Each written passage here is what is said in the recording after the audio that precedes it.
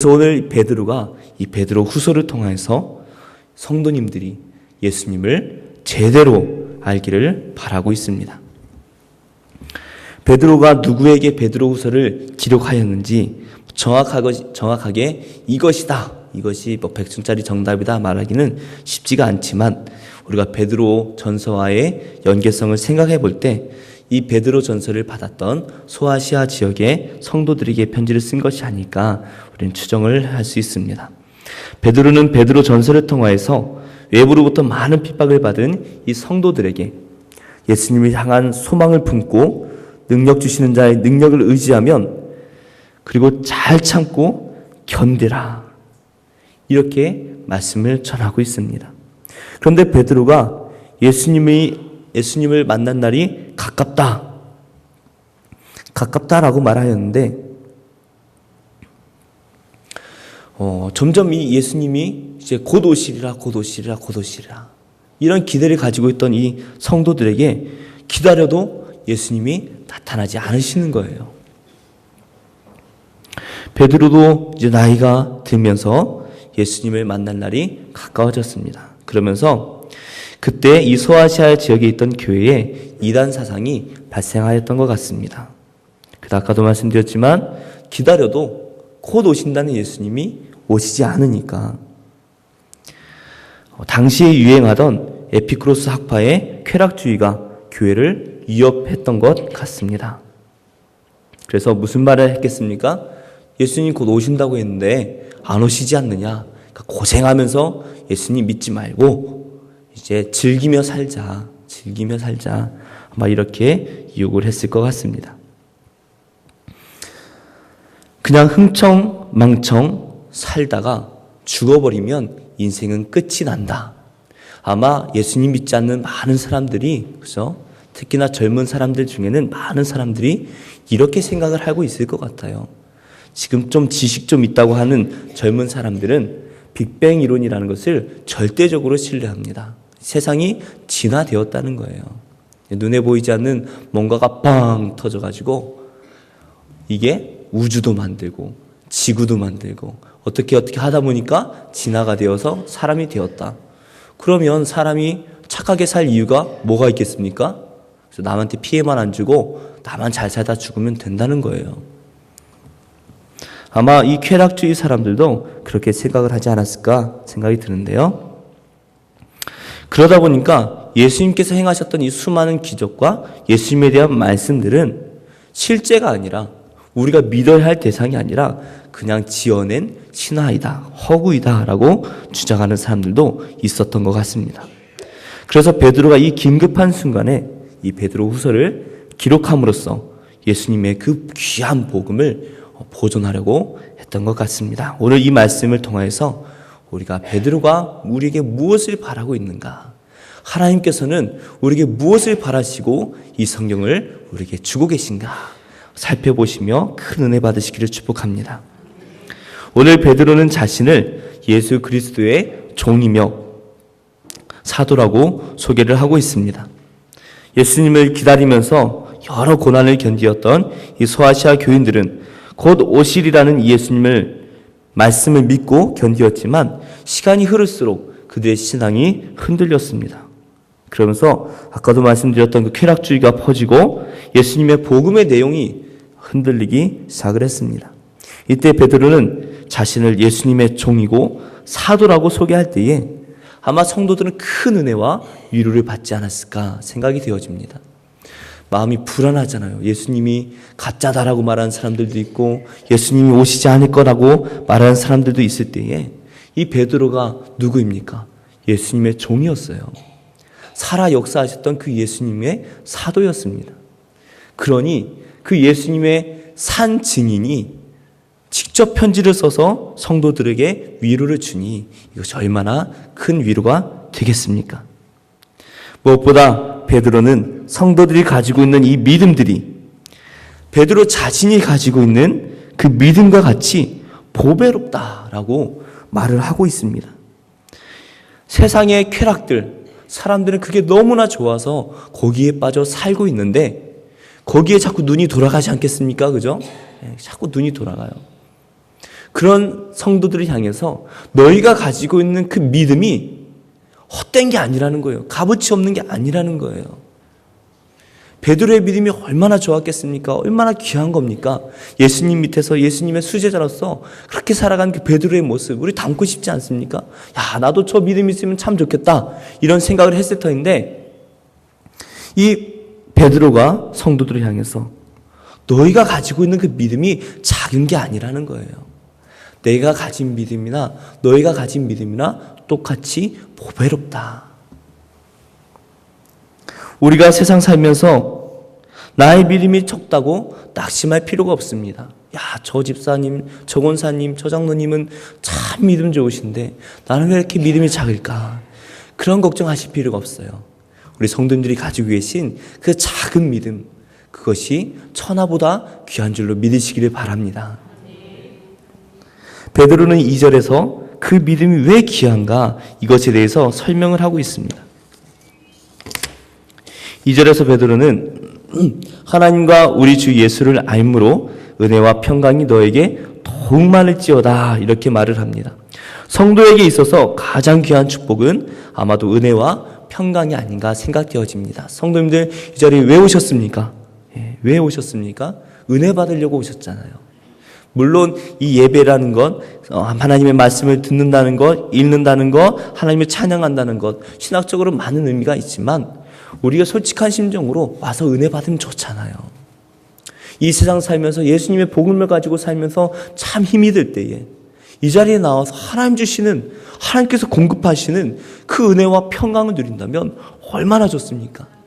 그래서 눈물밖에 안 나는 그 고난 속에 하나님께 기도하는 그 순간 하나님 주시는 그 참된 평강, 세상과 비교할 수 없는 너무나 좋은 그 평강을 누릴 때에 그것 무엇과 바꾸시겠습니까? 바꿀 수가 없어요. 우리는 이 은혜와 평강을 바라보고 살고 있습니다. 그런데 베드로가 이 은혜와 평강을 더 많이 받는 비결이 있다고 말합니다. 그 비결이 무엇입니까? 주 예수를 안다는 것이에요. 우리가 예수님을 알아갈수록 은혜와 평강이 우리 마음 가운데 넘쳐난다는 것입니다. 우리가 예수님을 안다는 것이 무엇을 의미하겠습니까? 그냥 성경에 나오는 이 역사적인 예수님을 아는 것, 그것은 아닐 것입니다. 인터넷에 한 신문 기사를 보고 참 많은 생각을 했습니다. 좀 오래된 신문을 제가 봤는데요. 물론 좋은 내용은 아니지만 우리가 좀 생각은 해볼 필요가 있는 것 같아요. 그래서 법륜 스님이라는 분이 사람이 이렇게 말을 했다고 합니다. 이게 맞는 말은 아니에요. 예수님이 이 땅에 오신 목적이 있다고 하죠. 제가 예전에 성경을 읽어보면 예수님이 이 땅에 오신 뜻은 생각이 교만한 자를 겸손하게 하고 지위가 높은 자를 낮추시고 비천한 자를 높이시려고 오셨다. 부자를 빈손으로 돌아가게 하시고 배고픈 자를 배부르게 하러 오셨다. 전 이것이 참 중요하다고 생각합니다. 만약에 예수님 오심이 이런 목적이라면 오늘날 우리 사회에서 점점 심화되고 있는 양극화 현상에 대해서 예수님은 어떤 모습을 보이실까요? 만약 예수님을 마음에서 영접하는 사람이라면 가진 자들은 그것이 본래 자기 것이 아닌 줄 알고 세상의 많은 부분을 되돌려줘야 될 것 같고요. 또한 가난한 사람들은 그래도 전지구적으로 생각해보면 아직은 대한민국이 살만한 나라가 아니냐. 그래서 불평불만만 할 것이 아니라 우리가 함께 희망을 가지고 노력을 해야 하지 않겠나 이런 생각을 해봅니다. 이 법륜스님이라는 분을 제가 만나보지 못했습니다. 그런데 이 말을 딱 읽어보면요. 참 소위 자기가 잘났다고 말하는 그 지식인들, 그들이 볼 때는 얼마나 좋은 말인지 모르겠습니다. 한 구절 한 구절이 참 딱딱 달라붙는 것 같아요. 그죠? 근데 제가 생각할 때는 이 스님이 성경을 제대로 한 번도 안 읽어본 것 같아요. 마치 불교에 대해서 잘 모르는 사람이 불교는 자비만 베풀면 되는 거 아니냐 이렇게 말하는 것과 같은 이치라 생각을 합니다. 그런데 제가 이 말씀을 왜 드렸냐면 우리가 생각해 볼 것이 있다는 것이에요.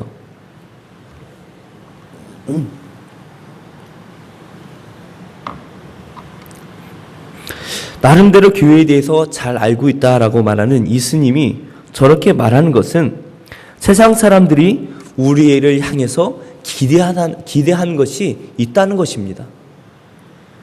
예수님을 믿는다고 하면 그냥 지식으로 아는 것이 아니라 행동으로 보여달라는 것이에요. 예수님께서 말씀하셨던 그 행위들을 너희가 예수님을 믿는다면 그것을 우리에게 보여달라. 이것을 세상은 우리에게 요구를 하고 있습니다. 베드로가 2절에서 말하는 이 알미란 것은 단순하게 예수님의 일대기를 암송하는 것이 아니라는 것이에요. 이것은 예수님께서 우리를 부르셨음을 아는 것이고 하나님께서 그의 신성한 성품에 참여하게 하시려는 것을 안다는 것입니다. 그러니 이 알미란 것은 단순하게 내가 안다, 예수님 알죠? 이런 말이 아니라 우리가 믿는 자로서의 삶을 사는 그 행위를 가진다는 것이에요. 믿는 자로서 행위를 보여준다는 것이에요. 또한 하나님과 특별한 교제를 나눈다라는 것을 말하는 것입니다. 말이 참 어려워 보이지만 우리가 하나씩 살펴보기를 원합니다. 먼저 예수님께서 우리를 부르셨다. 이것이 무엇을 의미하는지 우리 한번 보겠습니다. 3절 말씀을 우리 함께 봉독하시겠습니다. 시작. 그의 신기한 능력으로 생명과 경건에 속한 모든 것을 우리에게 주셨으니 이는 자기의 영광과 덕으로서 우리를 부르신 이를 알므로 말미암음이라. 아멘.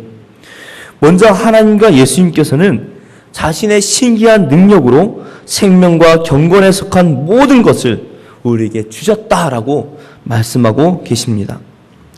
제가 생각하는 기적, 참 신기한 이 세상의 기적은 홍해를 가른 것도 아닙니다. 오병이어의 기적도 저에겐 그렇게 신기하지가 않습니다. 하나님이 그건 못하시겠어요? 근데 참 신기한 거는 죄인인 제가 예수님을 믿고 하나님의 자녀로서 또 하나님께서 저를 의인이라고 불러주시는 것, 저는 너무나 신기합니다. 왜냐하면 저는 제 자신을 제가 너무나 잘 알기 때문이에요. 그래서 제가 하나님의 자녀고 의인으로 사는 것 자체가 저는 그게 기적이고 참 신기한 일이라고 생각을 합니다. 저는 고3 때 수능을 정말 못 봤습니다. 제가 수능을 볼 때가 아마 지금 수능 역사 이래로 가장 어려웠을 때로 기억을 합니다. 그런데 남들은 성적이 떨어져도 한 5점, 10점 떨어졌는데 저는 한 2, 30점 떨어진 것 같아요. 그래서 저는 총신대가 엄청나게 높은 대학인 줄 알고 당연히 재수를 해야 되는구나. 재수학원을 좀 알아보려고 했습니다. 그런데 제가 그때 기도를 했어요. 뭐라고 기도했냐면 하나님, 제가 저를 너무나 잘 아는데요. 이렇게 기도했어요. 정말로. 제가 저를 너무나 잘 아는데요. 제가 신학교에 가지 않으면 술독에 빠져서 하나님을 떠나 폐인처럼 살게 될 것 같습니다. 꼭 합격시켜 주세요. 세상에 이런 기도가 어디에 있습니까? 그런데 하나님은 저의 그런 기도도 들어주셨습니다. 왜냐하면 이 못난 사람 하나 사람 만들려고 하신 것 같아요. 제가 왜 이런 기도를 드렸냐면 저희 집안에 남자 어른분들 중에 제명에 돌아가신 분이 거의 없습니다. 왜냐하면 다들 술을 너무 좋아하셔서 다 간암으로 돌아가셨어요. 저희 아버지도 술을 참 좋아하셨고 저희 형도 이거 인터넷 방송을 안 보고 있겠죠. 술을 참 좋아합니다. 그러니 제가 저를 봐도 일반 대학을 가면 그 말 그대로 술동에 빠져 살 것이 뻔할 것 같았습니다. 그런 저를 하나님께서 사랑해 주시고 이렇게 목사가 되게 하셨으니 저는 제가 예수님 믿고 하나님의 백성이 되었다. 하나님이 저를 의인이라 불러주신다라는 것, 저는 그 자체가 기적이라고 생각을 합니다. 조금 전에도 말씀드렸지만 성도님들이 성도답게 살기가 얼마나 어렵습니까? 그러니 많은 성도들이 세상에서 소금과 빛의 사명을 감당하지 못합니다. 그러다 보니까 교회가 또 비난을 받는 것이겠죠. 물론 정말 소금과 빛의 사명을 감당하기 위해 피땀을 흘려 노력하는 성도님들도 계십니다. 그러나 세상은 그런 사람들을 보지 않아요. 비난을 할 때는 그죠? 나쁜 것만 비난을 하죠. 그런데 왜 우리가 이렇게 세상에서 소금과 빛의 사명을 감당하지 못하고 살고 있습니까? 성도들에게 생명은 오직 하나님께로부터 오는 줄로 믿습니다. 우리는 세상 사람과 달라요. 밥 먹고 사는 사람이 아닙니다. 우리는 하나님께서 주시는 그 생명으로 먹고 사는 존재입니다. 그런데 우리의 생명을 보존하기 위해서 세상 사람들과 똑같이 살다 보니까 이 교회들이, 그죠? 많은 교회들이 비난을 받는 것이에요. 물론 그렇지 않은 교회가 더 많아요. 그런데 그런 교회들이 있으니까 그냥 다 같이 욕먹는 거예요. 저는 아현교회를 섬기는 부교육자로서 아현교회 성도님들만큼은 정말 세상 사람들이 볼 때에도 야, 저 사람은 정말 예수님 믿는 사람이구나. 야, 저 사람이 정말 예수님 믿는 사람이야. 그런 말을 많이 들으시기를 축복합니다. 그래서 사람들이 우리를 볼 때 이렇게 생각해야 돼요. 야, 신기하다. 어떻게 사람이 저렇게 살 수 있지? 야, 어떻게 사람이 저런 생각을 가지고 살지? 우리는 이런 소리를 듣고 살아야 하는 것입니다. 베드로가 말하는 예수님을 안다. 바로 첫 번째 의미가 이런 것입니다. 예수님께서 우리를 신기한 능력으로, 우리가 생각해도 정말 신기하지 않습니까? 우리가 이 자리에 앉아있다는 것, 남은 모르겠어요. 적어도 제가 이 자리에 서 있다는 것 너무나 신기합니다. 죄인이었던 우리가 새 생명으로 새 사람이 되어서 경건한 삶을 살고 있다는 것, 이건 너무나 신기한 일이에요. 이것이 바로 예수님을 안다는 첫 번째 의미인 것입니다. 예수님을 안다는 두 번째 내용은 바로 하나님과 교제에 대한 이야기입니다.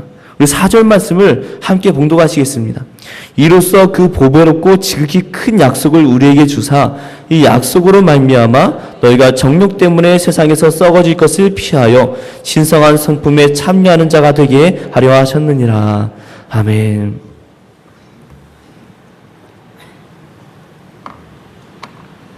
우리는 하나님의 구원의 약속을 받은 사람들입니다. 하나님께서 하신 약속은 반드시 이루어지는 줄로 믿으시기를 바랍니다.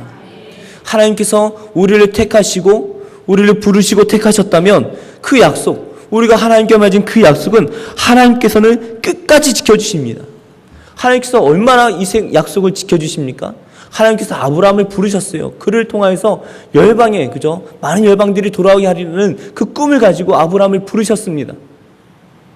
그 하나님의 약속, 그 약속을 할 때 하나님께서 동물들, 짐승들을 반으로 쪼개어 맞대어 놓습니다.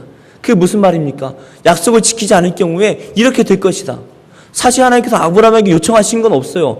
내가 너를 부르고 큰 민족을 이루게 할 테니 너는 나에게 이렇게 순종해라는 말씀이 없어요. 그냥 내가 너에게 주겠다는 거예요. 일방적으로 주신 그 구원의 은혜의 약속, 그 약속은 하나님께서 자신의 이름을 걸고 주신 약속입니다. 그러니 하나님께서 우리를 부르시고 우리에게 은혜로 약속을 주실 때에는 하나님께서 자신의 이름을 걸고 약속을 해주신 거예요. 내가 너를 반드시 구원하리라. 이 약속을 하나님께서는 끝까지 신실하게 지키실 것입니다. 그래서 택함 받은 백성들은 하나님께서 하나님의 신성한 성품으로 만드셔가지고 자신과 교제하기를 원하신다는 거예요. 하나님께서 원하시는, 우리에게 원하시는 것은 다른 게 아닙니다. 우리와 교제하기를 원하신다는 거예요. 베드로는 5절에서 그러므로라는 말을 사용하고 있습니다. 즉 하나님께서 그의 신기한 능력으로 우리를 구원하시고 또 우리가 신성한 하나님의 성품에 참여함으로써 우리가 하나님과 교제하기를 원하심으로, 그러므로 우리는 이렇게 살아야 한다라고 나열을 하고 있습니다. 첫 번째는 우리가 가지고 있는 이 믿음에 덕을 더하라고 말씀하고 있습니다. 덕이란 우리가 하나님을 믿는다라고 말하는 그 믿음을 실천하는 것입니다. 즉 우리가 구원받은 자로서 살 능력이 있음을 보여주는 것이고 하나님과 교제하는 자로서의 성품을 말해주는 것입니다. 하나님과 교제한다라는 것은 그냥 하나님과 몇 마디 나누고 돌아온다 그런 의미가 아니에요. 우리가 하나님과 교제한다는 것은 하나님과 교제함으로써 하나님의 성품을 우리 안에 채워나가는 거예요. 하나님을 닮아가는 거예요. 그러므로 세상 사람들에게 믿음의 덕을 보여줘야 한다는 것입니다. 그리고 덕에 지식을 더하라고 말합니다. 우리가 예수님을 믿은 자로서 어떻게 살아야 하는지 우리는 알아야 합니다. 하나님께서는 무엇을 기뻐하시고 우리가 어떻게 살아야 하는지 하나님께서 주시는 그 새로운 가치관에 대해서 우리는 배워야 합니다. 그런데 아무런 지식이나 잡다하게 배우거나 좀 안다고 해서 우리는 내 마음대로 교만하게 살아서는 안 되는 것입니다. 그래서 지식에는 절제를 더하라고 말하고 있습니다. 그런데 사람이 살면서요, 좀 알면 절제하는 것이 얼마나 어려운지 모릅니다. 사실 모든 죄가 다 절제를 하지 못하는 것 때문에 나오지 않겠습니까? 욕심에서 나오는 것이죠. 말과 행동을 정말 하나님께서 주시는 그 지혜대로, 지식대로 절제한다면 우리는 정말로 완전한 사람이 될 것입니다. 하지만 절제라는 것 정말 쉽지 않습니다. 그러므로 절제에는 인내가 필요한 것입니다. 내가 말하고 싶고 행동하고 싶은 것이 있어도 이것이 하나님께 영광이 되지 않는다면 우리는 인내를 가지고 내 육정을 이렇게 억제하면서 우리는 절제를 할 수 있어야 하는 것입니다. 그리고 베드로는 이 인내에 경건을 더하라고 합니다. 우리가 하나님 안에서 경건해야 하는 것입니다. 또한 이 경건은 나만을 위한 경건이 아니라 형제를 사랑하는 마음과 행동으로 나타나야 하는 것입니다. 그리고 이 형제 사랑은 하나님의 사랑인 아가페적인 사랑, 온전한 사랑을 더해야 하는 것입니다. 그러므로 주 예수를 믿으라. 그러면 너희가 구원을 받으리라는 이 사도행전 16장 1절의 말씀은 어떻게 보면 참 쉬운 것 같습니다. 공부 열심히 하면 서울대 다 갈 수 있어. 이 말하고 똑같은 것 같아요. 열심히 돈 벌면 다 부자 돼. 똑같은 말 같아요. 그런데 실제로는 이게 그렇게 쉬운 게 아니라는 거예요. 너무나 복잡하고 어렵다는 것입니다. 그렇다면 예수님을 믿는 것이 이렇게 어렵다면 정말 성인 군자가 아니고서는 제가 볼 때 성인 군자도 안 돼요. 이거는 누가 구원을 받을 수 있겠습니까? 이게 불가능합니다. 도대체 이렇게 사는 사람이 어디에 있습니까?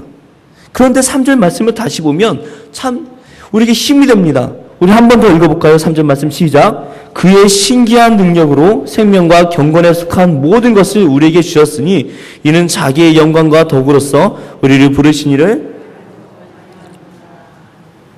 아멘. 그의 신기한 능력으로 생명과 경건에 속한 모든 것을 누구에게 주십니까? 우리에게 주셨다는 거예요. 즉 우리는 우리 스스로 이렇게 살 수가 없습니다. 내가 노력해서 이렇게 살 수 있는 분 있습니까? 그렇지 않아요. 불가능합니다. 이건 불가능해요. 그런데 참 신기하게도 우리 예수님께서 그 참 신기한 능력으로 우리를 이렇게 살게 하신다는 거예요. 나의 능력입니까? 아닙니다.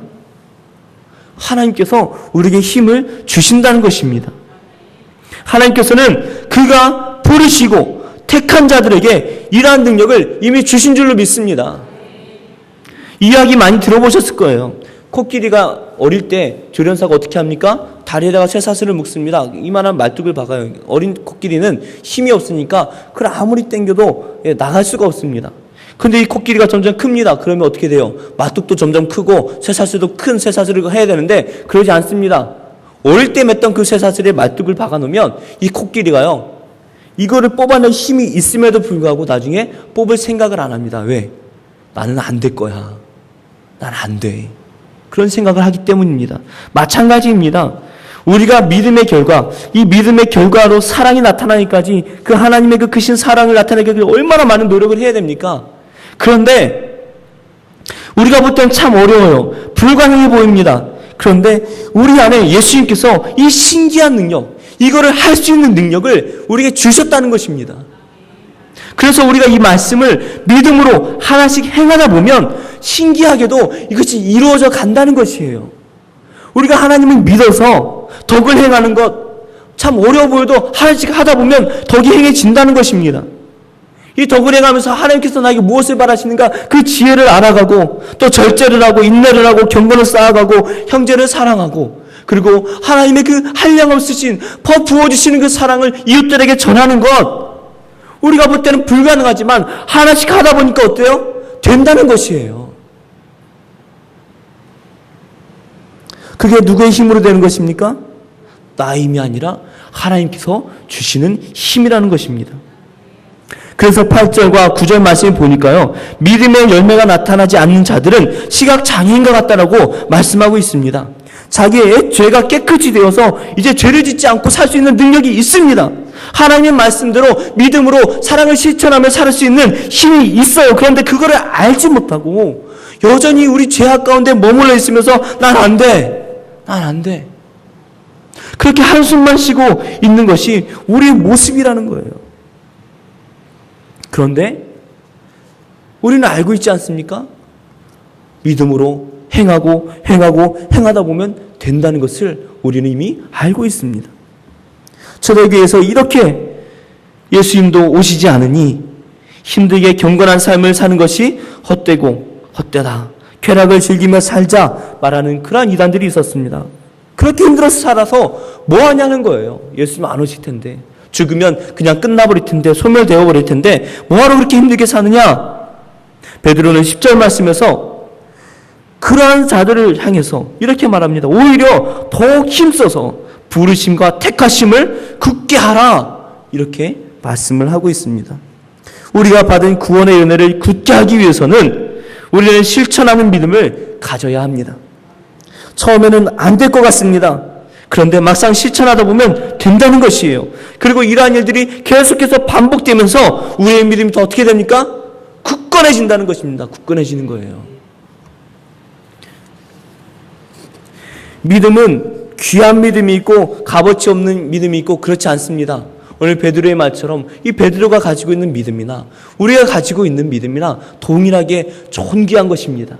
그런데 믿음은 굳건한 사람이 있어요. 바람이 아무리 흔들려도 흔들리지 않는 사람이 있습니다. 왜 그렇겠습니까? 경험했기 때문입니다. 내가 이 쇠사슬을 끊어보니까 끊어지더라는 거예요.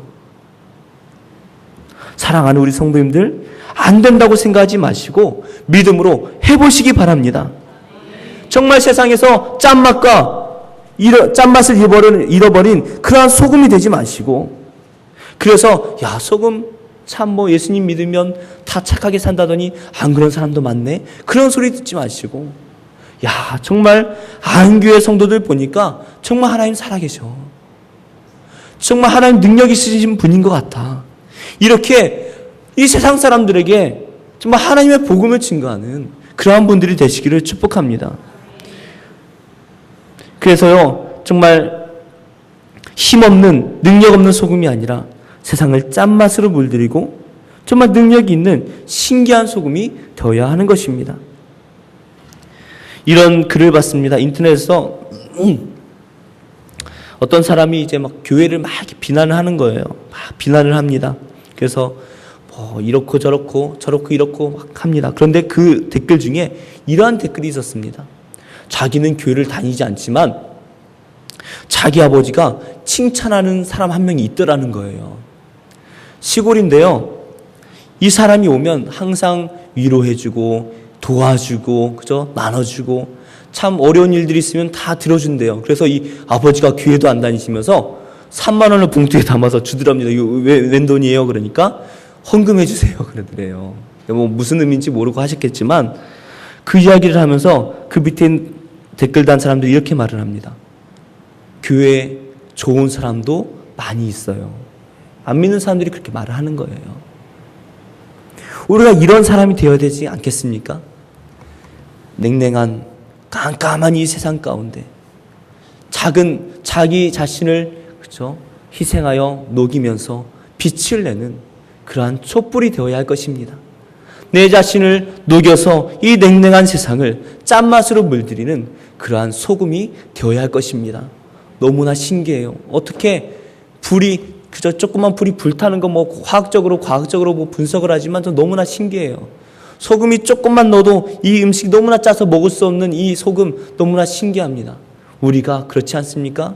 우리가 예수님의 말씀대로 사는 것, 하나님의 백성으로 온전히 살아가는 것, 온전한 믿음을 실천하는 것 참 신기합니다. 불가능해 보입니다. 그래서 믿는 사람들 중에도 그것은 불가능하다라고 말하는 사람들이 너무나 많습니다. 그러나 우리는 분명히 믿어야 됩니다. 그것은 가능합니다. 그것은 남이 아니라 바로 내가 할 수 있다는 거예요.